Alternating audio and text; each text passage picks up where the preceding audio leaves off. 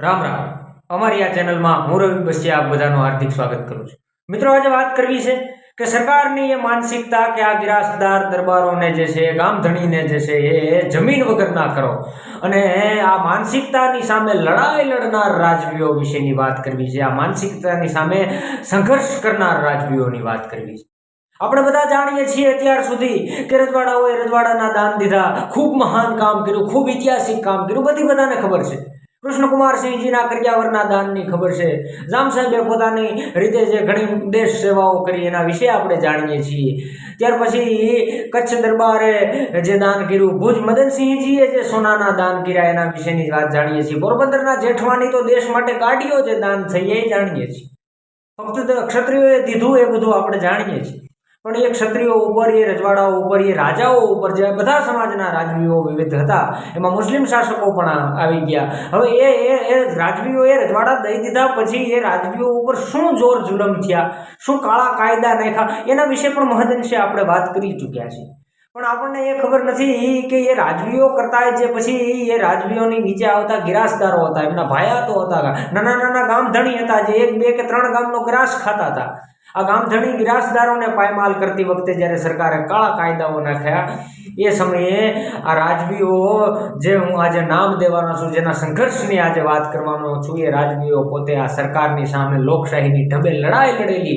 એના તો પછી રજવાડા વહી ગયા હતા।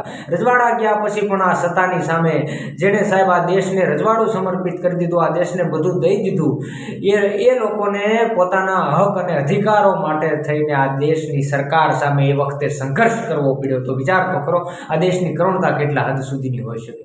જ્યારે રજવાડાઓએ, રાજાઓએ રજવાડાનું દાન દીધું, લેખિતમાં વલ્લભભાઈ પટેલે કીધેલું કે ભાઈ રજવાડાઓને જે છે એ મળવાપાત્ર અધિકારો છે, એ વિશેષ અધિકારો મળશે। એમના ભાયાતો, ગિરાસદારો તમામ પ્રકારની વ્યવસ્થામાં અત્યારે જેમ જીવે છે એવી રીતે જીવન જીવશે અને એમને રોયલ અધિકારો મળશે અને એમને મળતા પણ બસ 71 સુધી આમ તો અમુક અધિકારો મળતા, પણ ધીમે ધીમે આ અધિકારો બંધ કર્યા, રદ કર્યા બધા અધિકારો। પણ વલ્લભભાઈ પટેલનું જ્યારે નિધન થાય, પાછળથી જે કોંગ્રેસની સરકારે ખદડાઈ કરી નાખી અને એ ખદડી સરકારના કાળા કારનામાઓ સામે આ રાજવીઓએ કેટલી મજબૂતાઈ અને તાકાતથી, હિંમતથી લડ્યા છે, આજે એના વિશેની મારે વાત કરવી છે। સાહેબ, આજે એવા રાજવીઓના નામ દેવા છે જેણે પોતાના સમાજ માટે, પોતાના ભાયાતો માટે, પોતાના પરિવારો માટે લડાઈ લડી, પોતાના રાજવી ગિરાસદાર ભાઈઓ માટે જેને લડાઈ લડી, એવા રાજવીઓ જેને આજે કોઈ યાદ પણ નથી કરતું, જે સાહેબ જેલવાસ જેને ભોગવ્યા, એને આ રાજવીઓને દરેકે દરેક ક્ષત્રિય સમાજનો બચ્ચો તો ઓળખવો જ જોઈએ, હું એમ માનું છું। તો આવો શરૂઆત કરીએ। એ પહેલાં આપ અમારી ચેનલ પર નવા હોય તો એને સબસ્ક્રાઇબ કરી બેલ આઇકનને પ્રેસ કરો, જેથી કરીને અમારા નવા વિડીયો આવે ત્યારે એમની નોટિફિકેશન જે છે આપને મળતી રહે। મિત્રો, આજે વાત કરવી છે ભાડવા દરબાર સાહેબ ચંદ્રસિંહજી અને વાઘણિયા દરબાર સાહેબ અમરાવાળા વિશે। ભાડવા દરબાર સાહેબ ચંદ્રસિંહજી અને વાઘણિયા દરબાર સાહેબ અમરાવાળાના સંઘર્ષની વાત કરવી છે। એમણે જે આ દેશ માટે મહેનત કરી અને આ દેશ માટે મહેનત કર્યા પછી પણ આ દેશને બંને રજવાડા, પોતાના સ્ટેટ, ભાડવા દરબાર સાહેબે પોતાનું ભાડવા જે તાલુકા સીટનું રજવાડું હતું એ રજવાડું, અને દરબાર વાઘણિયા દરબાર અમરાવાળા સાહેબે પોતાનું રજવાડું આ દેશને સમર્પિત તો કરી દીધા। લોકશાહીની સ્થાપનામાં વલ્લભભાઈ પટેલના કહેવા મુજબ, વલ્લભભાઈ પટેલની સાચી ભાવનાને જાણીને આ લોકોએ રજવાડું, આ દેશ પ્રત્યેનો પ્રેમ એટલો હતો કે પોતાના રજવાડા હસ્તા મોઢે દાન દીધા। ઇન્સ્ટ્રુમેન્ટ ઓફ એક્સેશનના પેપરો, વિલેપત્રો જે છે એમણે સાઇન કરી દીધા, અને સાઇન કર્યા પછી, રજવાડું દીધા પછી બધા ઇતિહાસને જાણે છે જુનાગઢ આરજી હુકુમત આવી અને જુનાગઢ આઝાદ, નવાબ સાહેબ જ્યારે નહોતા કરવાના અને પાકિસ્તાનમાં ભેળવાની વાત આવી, જુનાગઢ નવાબ સાહેબ અંતે ભાગી ગયા, ભારત તો આઝાદ થઈ ગયો, જુનાગઢ ન થયું આઝાદ, અને જુનાગઢને આઝાદ કરવામાં પણ જે છે એ ભાડવા દરબાર સાહેબ ચંદ્રસિંહજી, વાઘણિયા દરબાર સાહેબ અમરાવાળા અને નાગેશ્રી સુરજબાપુનો ખૂબ મોટો ફાળો રહ્યો છે। એટલી મહેનત એણે આ દેશ માટે કરી હતી। જુનાગઢને આઝાદ કરાવવામાં પણ એ લોકો જે છે એમણે મહત્વની ભૂમિકા ભજવી। આટલો બધો દેશ ઉપર ઉપકાર એમનો કહી શકાય સાહેબ, આ ઉપકાર જ કહી શકાય ને, જેમણે રાજાઓએ, જે રાજવીઓએ પોતાના રાજ દઈ દીધા, પોતાના બાપ દાદાની જમીનો જાતી કરી, પોતાના બાપ દાદાના જે છે એ ગિરાસને જાતા કર્યા, અને છતાં પણ તેઓ આવી આઝાદીની લડાઈઓની મહેનત આવે એમાં પણ ભાગ લઈ અને દેશ માટે કંઈક ને કંઈક કામ કરવાની ભાવના સારી રાખતા। આટલું બધું મહાન કાર્ય કર્યા પછી પણ કોંગ્રેસે જે છે એ ક્ષત્રિયો સાથે વચનભંગો કર્યા। કોંગ્રેસે જે છે એ રજવાડાઓ સાથે વચનભંગો કર્યા અને વિવિધ કાયદાઓના માધ્યમથી સલામતી ધારાના કાયદા, ટોચ મર્યાદાના કાયદા, ઘરખેડના કાયદા, ખેડે એની જમીન, ધ લેન્ડ સૌરાષ્ટ્ર લેન્ડ રિફોર્મર એક્ટના નામે કેટલી જે છે એ ગિરાસદાર વિરોધી માનસિકતા આ સરકારની એ વખતે રહી છે અને એની સામે આ રાજવીઓ લડ્યા છે. મારે આજે એ લડાઈ અને એમના સંઘર્ષની વાત કરી છે. સૌથી પહેલા હું વાત કરી દઉં ભાડવા દરબાર સાહેબ ચંદ્રસિંહજી વિશે. તો ભાડવા દરબાર સાહેબ ચંદ્રસિંહજી એ જે છે એ ખૂબ જૂનું નહીં, ખૂબ સાહસી અને ખૂબ નિડર વ્યક્તિત્વના ધણી હતા. પોતે જરૂરિયાત પડી ત્યાં ચૂંટણી પણ લોકશાહીની ઢબે લડ્યા. આ દેશને આઝાદ કરાવવા માટે થઈ અને પોતાનું રજવાડું દીધું, લોકશાહીની સ્થાપના કરાવવા માટે થઈ, જૂનાગઢને આઝાદ કરાવવા માટે થઈ અને પોતે મહેનતો પણ કરી. અને પણ પછી પણ છતાં એમને એમ લાગ્યું કે હવે મારા ભાયાતોના અધિકાર જાય છે ત્યારે જે છે એમનાથી સહન નથી. કારણ કે અન્યાયની સામે કાયમના માટે જે છે ન્યાય કરતા રાજવીઓ પોતાની ઉપર જ્યારે અન્યાય થાય એ ક્યારેય સાખી ન શકે.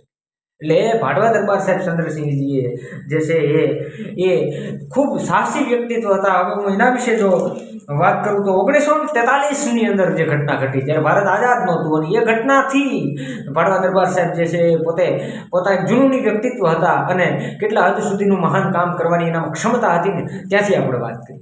1943માં જ્યારે વાઇસરોયે સ્કીમ નક્કી કરેલ કે નાના રજવાડાઓ છે, 1943માં જે વાઇસરોયે સ્કીમ નક્કી કરી કે નાના રજવાડા છે એને મોટા રજવાડા સાથે મર્જ કરી દેવા, મેળવી દેવા નાના રજવાડાઓને. એટલે એ વાઇસરોયે સ્કીમ નક્કી કરી એટલે કે આ તાલુકદારો જે હોય, ગિરાસદારો, નાના નાના રજવાડા, સ્વતંત્ર રજવાડાઓ હોય એને મોટા મોટા રજવાડા સાથે મેળવી દેવા. હવે આ સ્કીમનો પહેલો વિરોધ એ વખતે ભાડવા દરબાર સાહેબ ચંદ્રસિંહજીએ કરેલો. જ્યારે અંગ્રેજ ઓફિસર વાઇસરોયની જ્યારે આ સ્કીમ આવી ત્યારે કે ભાઈ આ જે છે એ શક્ય નથી, એમ અમે અમારી રીતે સ્વતંત્ર અમારો ગ્રાસ ખાઈએ છીએ ને એમાં અમને અમારી રીતે સ્વતંત્ર રહેવા દેવામાં વાઇસરોયને શું તકલીફ છે, એમ અમારે નથી ભણવું ગોંડલ સાથે, અમારું રજવાડું ભાડવા સ્વતંત્ર છે. અને એટલા માટે એમણે જે છે એ દિલ્હી કમિશનર હજી જ્યુડિશિયલમાં કેસ દાખલ કરેલો અને આ કેસ સીધો બ્રિટન ચાલેલો. દિલ્હી કમિશનર જ્યુડિશિયલમાં કેસ કરેલો, કેસ સીધો બ્રિટન ચાલેલો અને બ્રિટનમાં જે કેસ ચાલ્યો અને ત્યાંના જજે આ વાતને સાંભળી અને એ કોર્ટમાં કેસ ચાલ્યો, ત્યાં વાત સાંભળી અંગ્રેજ સરકારે અને અંગ્રેજ સરકારે પછી વાઇસરોયને એવું કીધું કે વાઇસરોયને એવો અધિકાર નથી કે એ નાના રજવાડાઓને મોટા રજવાડાઓમાં મર્જ કરી શકે. વાઇસરોયને એવો કોઈ અધિકાર નથી કે એ નાના રજવાડાઓ છે એને મોટા રજવાડાઓમાં મર્જ કરી શકે. નાના રજવાડાઓ પોતાની રીતે સ્વતંત્ર રહી શકે છે. માટે 1945માં અજમેર ચુકાદો આવ્યો કે ભાડવા દરબાર સાહેબ રાઈટ છે, વાઇસરોય નાના રજવાડાઓને મોટા રજવાડાઓમાં ન મર્જરિત કરી શકે. અને ત્યારે ભાડવા દરબાર સાહેબ ચંદ્રસિંહજીની જીત થઈ અને ત્યારે સાહેબ આખા દેશમાં નહીં, ભારતમાં નહીં પણ બ્રિટનમાં ભાડવા દરબાર સાહેબ ચંદ્રસિંહજીની વાવાઈ થઈ હતી કે એક નાનકડા એવા ભાડવાના સ્ટેટ 3 ગામના તાલુકદાર થઈ અને છેક કેસને બ્રિટન સુધી પહોંચાડ્યો અને ઠેઠ બ્રિટન કેસ પહોંચાડ્યા પછી પણ જે છે પોતે ન્યાય મેળવ્યો અને જીત મેળવી. સાહેબ આ આટલા હદના પોતે જૂનું નહીં હતા ભાડવા દરબાર સાહેબ બાબુ ચંદ્રસિંહજી. આજે સાહેબ મ્યુનિસિપાલિટીમાં આપણે એકલા પંડે અરજી આપવી હોય ને, એકલા હાથે અરજી આપવી હોય ને તો નથી આપી શકતા. 50 જણાનું જૂથ ભેગું કરીએ અને વળી ચર્ચાઓ કરીએ ને કેમ અરજી આપશું ના તેમ એવી રીતે જઈએ છીએ. મ્યુનિસિપાલિટીમાં નથી જઈ શકતા, ગ્રામ પંચાયતના સરપંચ પાસે નથી જઈ શકતા અમુક તો. અને સાહેબ ત્યારે બ્રિટન સુધી કેસને પહોંચાડવો એ આ ભાડવા દરબાર સાહેબ ચંદ્રસિંહજી કરી શકે. એટલે એ આવા કામો એમણે એ વખતે કરેલા. પછી વાત આવી આઝાદીની. આઝાદ થયો દેશ, જેમ મેં શરૂઆતમાં વાત કરી એમ દરબાર સાહેબે પોતાની રજવાડું દીધું, પોતે જૂનાગઢને આઝાદ કરવામાં ફાળો પોતાનો રહ્યો. પણ આ બધું થયા પછી જ્યારે 1949ની અંદર ઘરખેડના કાયદા આવ્યા. હવે ઘરખેડના કાળા કાયદા જ્યારે સરકારે લગાડ્યા, હવે ખેડેની જમીન લે એનું મકાન, આ દરબારોને પાયમાલ કરો, ગિરાસદાર હવે ગિરાસદાર ન રહેવા જોઈએ. હુંકારો કર્યા જે છે એ સંસદ ભવનમાં ઊભા થઈને ગિરાસદારોને પાયમાલ કરો એમ એ વખતની સરકારે. અને એવા સમયે ભાડવા દરબાર સાહેબ ચંદ્રસિંહજીએ આ સંઘર્ષની શરૂઆત કરી, લડાઈની શરૂઆત કરી. વાઘણીયા દરબાર સાહેબ અમરાવાળા અને ભાડવા ચંદ્રસિંહજી બંને કાઠી અને ગ્રાસિયાઓને એક કર્યા, લડવા માટે પ્રેરિત કર્યા. અને સાહેબ રાજકોટમાં 18 દિવસ સુધી આંદોલન કરેલું.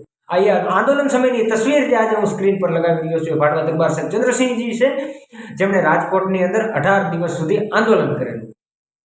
અને વાઘણીયા દરબાર અને ભાડવા દરબાર સાહેબે ભેગા મળીને કાઠી અને ગિરાસિયાઓને એક કર્યા અને લડવા માટે પ્રેરિત કર્યા. સાહેબ એવા ભાષણો કર્યા ભાડવા દરબાર સાહેબે, એક જુનૂન જગાડ્યું ફરીવાર ક્ષત્રિય સમાજમાં એ વખતે કે તમારા પૂર્વજોના, તમારા બાપ દાદાના લીલા માથાથી મેળવેલો ગ્રાસ જે છે એ તમે આ દેશની સ્વતંત્રતા માટે, લોકશાહી માટે, આ પ્રજાતંત્રના નિર્માણ માટે થઈને જ્યારે તમે દેશને સોંપી દીધો હોય અને એ દેશને સોંપ્યા પછી સરકારે તમને વચનો આપ્યા હોય કે તમને મળવાપાત્ર અધિકાર અને તમારી જમીનો તમારી પાસે રહેશે, એ તમારી જમીનો અને આજીવન વિકાસનું સાધન ક્યારે કોઈ સરકાર છીનવી ન શકે. અને જો એ સરકાર તમારી જમીન તમારી પાસેથી હવે આવા ઘરખેડના કાયદાના નામે, સીલિંગ એક્ટના નામે, ટોચ મર્યાદાના નામે છીનવી લેતી હોય તો ક્ષત્રિય તરીકે તમારી આંખમાંથી લોહી વહેવું જોઈએ.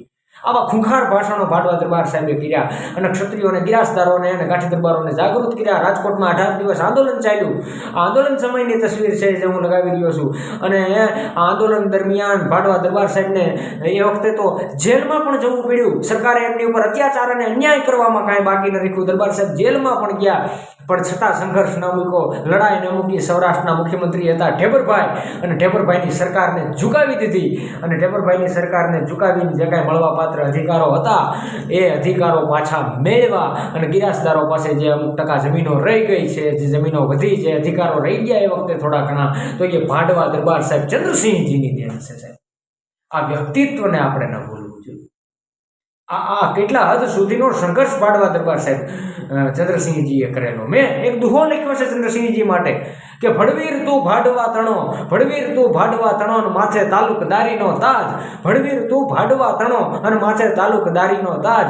ઓલા ઢેબરભાઈના ઢોંગને આજ તે તો છતાં કરેલા ચંદ્રસિંહ. આ સમાજ સામે એ મુખ્યમંત્રી એ વખતના ઢેબરભાઈના ઢોંગને જે છે છતાં કર્યા ચંદ્રસિંહજીએ કે આ ઢેબરભાઈ મુખ્યમંત્રી ગિરાસદારો સાથે અન્યાય કરે છે, ગિરાસદારો પર અત્યાચાર કરે છે, અને એના માટે અમે ગિરાસદારો રણમેદાનમાં લડાઈ લડવા માટે લોકશાહીની ઢબે ઉતર્યા છીએ. અને એ ઢેબરભાઈને અંતે એની સરકારને ઝૂકવું પડ્યું અને થોડા ઘણા જે હકો હતા એ પાછા આપવા પડ્યા. આ વાત છે આમાં ઘટનામાં.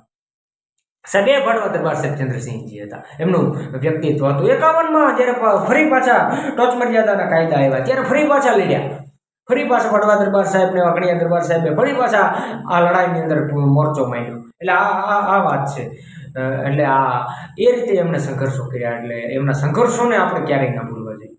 આવા મહાન વ્યક્તિઓ આપણી વચ્ચેથી આપણને વિસરાઈ ગયા છે ને, એ વ્યક્તિઓ યાદ રહીએ ને એવો અમારો પ્રયાસ છે ને. એટલા માટે અમે આવા વિડીયોના માધ્યમથી અવારનવાર જે છે એ આવા વ્યક્તિઓની સ્મૃતિઓને વાગોળતા રહીએ છીએ. તો મિત્રો, આ હતો ભાડવા દરબાર સાહેબ ચંદ્રસિંહજી વિશેનો વિડીયો અને એમના સંઘર્ષ વિશેની વાત. મળતા રહીશું આવા જ વિડીયો સાથે, આવી અવનવી વાતો સાથે. જો અમારો વિડીયો પસંદ આવેલો હોય તો વિડીયોને શેર કરો, વિડીયોને વધુ કોમેન્ટ કરો અને ચેનલને ખાસ સબસ્ક્રાઈબ કરીને બેલ આઇકનને પ્રેસ કરો, જેથી કરીને અમારા આવા નવા વિડીયો આવે ત્યારે એ વિડીયોની નોટિફિકેશન જે છે આપને મળતી રહે. મળીશું એક નવા વિડીયો સાથે. ત્યાં સુધી ધન્યવાદ. રામ રામ.